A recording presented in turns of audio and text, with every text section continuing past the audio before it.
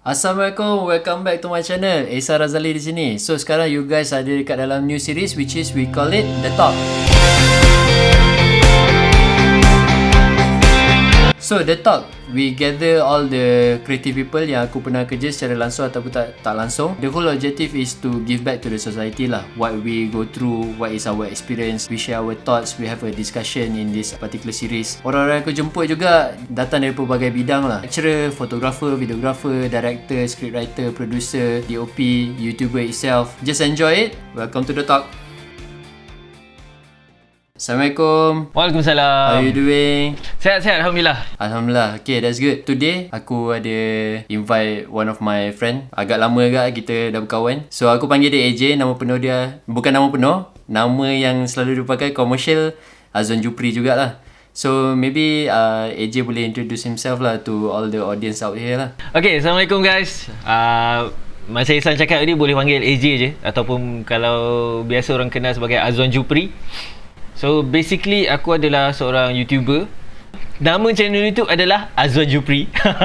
Senang, kita pakai brand yang sama je, Azwan Jupri. Dekat channel ni basically aku fokus kepada gaming. To be exact adalah untuk FIFA 21. It should be fine. Yeah. Itu je lah. Itu je lah. Yeah, that's it. I think should be fine. Alright.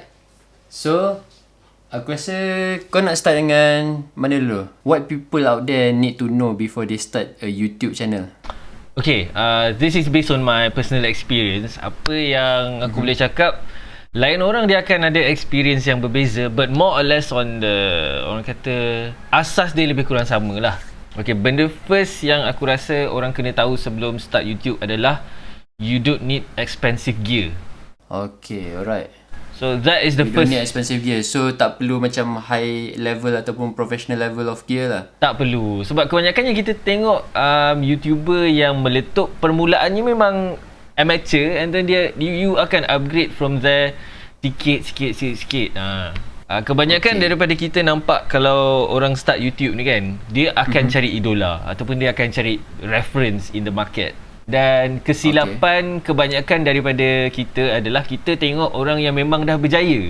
Kita tengok video-video dia yang terbaru je, video dia yang first, yang lama-lama, yang buruk-buruk kita tak tengok pun. Padahal itu adalah orang kata database yang free untuk kita study. Do you think they overthink untuk start their own channel? Macam overthink, maybe is it a pressure sebab dah tengok all the successful YouTuber kat sana, dia punya setup dah lawa gila, and then all the lighting, everything. So is it a pressure for them? Macam diorang overthink tak kau rasa untuk start YouTube channel Diorang bagi like unnecessary pressure to themselves? I think most people memang akan overthink sebab kita nak something yang perfect kan. And betul juga kau cakap, pressure daripada kita nampak orang lain yang dah power. Contoh macam kat Malaysia ni kita tengok YouTuber yang besar-besar, macam kalau dalam industri gaming untuk YouTube, kita ada Peslok, kita ada Syafiq Aiman, kita ada ramai. Tapi kita lupa yang diorang bermula from zero. Diorang pun bermula dengan gear-gear yang simple dan basic sahaja. One more question, like instead of gear, selain daripada gear, macam content, lighting ataupun gear, antara tiga ni mana yang actually paling penting untuk create your thing interesting in your channel? Okay, content, lighting ataupun gear. There's a saying among YouTubers, content is king. Yeah. dia cliche, tapi it's a cliche for a reason lah. Content akan sentiasa membuatkan orang minat kepada your channel, dan content lah yang akan membawakan orang untuk tengok your video. People will fall in love with you later after 3 or 4 videos yang dia tengok daripada your channel, baru orang akan biasanya akan subscribe. Jarang kita nampak orang tengok satu video terus subscribe. Jarang lah, ada tapi jarang. So content memang akan sentiasa memberikan impact yang terbesar dalam peluang kita untuk jadi meletup. Meletup One of the thing juga boleh add on, apa YouTuber need to know before they start, which is knowledge lah. Maknanya dia kena buat research dululah sebelum diorang dive into, I think bukan YouTube je, yang ni implement into everything juga kan sepatutnya. You need to understand apa yang kau akan hadapi, apa yang kau nak buat tu, takkan buat buta-buta nak buat macam tu kan. Mesti you need to understand sedikit the fundamental ataupun basic of the industry kan. Betul. Yang ini sebenarnya adalah antara yang akan orang kata set the pathway untuk kita as a YouTuber, ataupun mana-manalah, tak kisahlah TikTok ke Instagram ke whatever social media platform yang you pilih. Yang penting you kena study dulu you punya jalan tu. Study tu tak bermakna selagi tak habis study you tak boleh start. Yang itu kena faham. Kebanyakan daripada kita pilih, kita nampak lah especially in Malaysia, kita pilih untuk buat content yang asal ada je. Tetapi sebenarnya kalau kita buat konten yang boleh benefit orang, kita boleh buat konten yang bagi value kepada orang, tak kisahlah dalam bentuk entertainment, dalam bentuk nasihat, tutorial or how to or anything, itu yang akan memudahkan kita bila kita jauh nanti. Sebab bila kita buat YouTube ni, dia memerlukan komitmen tau. Itu lagi antara benda yang orang kena tahu. Komitmen tu kena ada. There will come a time yang you rasa malas nak keluarkan video, malas nak shoot, malas nak cari idea, malas nak buat research. Jadi memang you akan hit the wall lah Yes, you will hit that wall.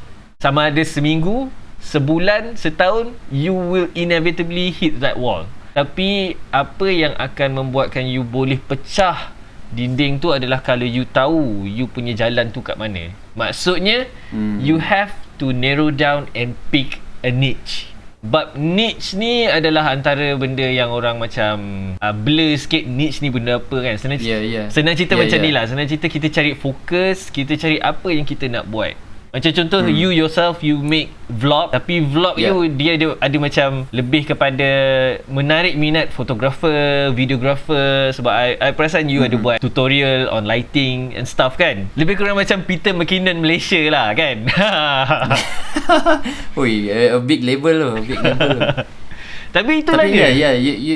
I think I understand. You get to the point macam, tapi kalau macam all the kita tak disclaimer both of us bukan cakap kita dah successful in YouTube or whatsoever. We do it because we like it, because we passion about it. We bukan do it because macam YouTube ni betul ke boleh jadi kaya. I think banyak lagi benda lain yang boleh jadi kaya, but this one of the platform yang to share our passion. Macam AJ passion about the gaming, macam me myself I passion about me and myself as a photographer.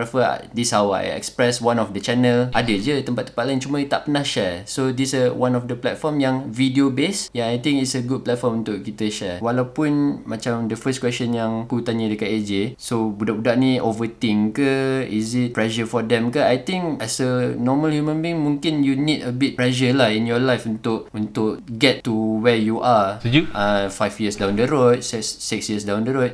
Kalau you take a chill pill all the way, tak ada pressure, yang tu pelik juga kan. So jangan stress dengan apa yang we share. This is just what AJ go through lah, what he go through. Sebab rasanya yang last kali yang kena tahu adalah, other than you first tadi, you kena tahu you don't need expensive gear, you don't have to be perfect. Yang kedua, you kena tahu you punya niche. Yang ketiga, rasanya you have to know apa yang boleh dan apa yang tak boleh dekat YouTube. Ramai orang langgar wall ni. Yang ni kebanyakannya orang do's and don'ts lah. Macam mana? Do's and don'ts. That's what you mean? Ni lebih kepada regulation lah. Benda ni dia sebenarnya agak remeh tau. Ramai yang tak nak buat benda ni, dan kita faham. Aku sendiri pun tak buat benda ni, tapi kita kena tahu at least one or two regulation daripada YouTube partner program. Sebab objektif kita buat YouTube ada dua. Ada orang buat untuk passion saja, untuk seronok. Yang kedua adalah you buat to make a side hustle, to make a side income. Bagi yang buat suka-suka, benda ni tak akan jadi apa masalah lah. You boleh ignore this part. Tapi bagi yang nak try buat YouTube sampai you boleh make income, earn a few ringgits from YouTube, you kena tahu yang you tak boleh pakai copyrighted music, copyrighted video sesuka hati.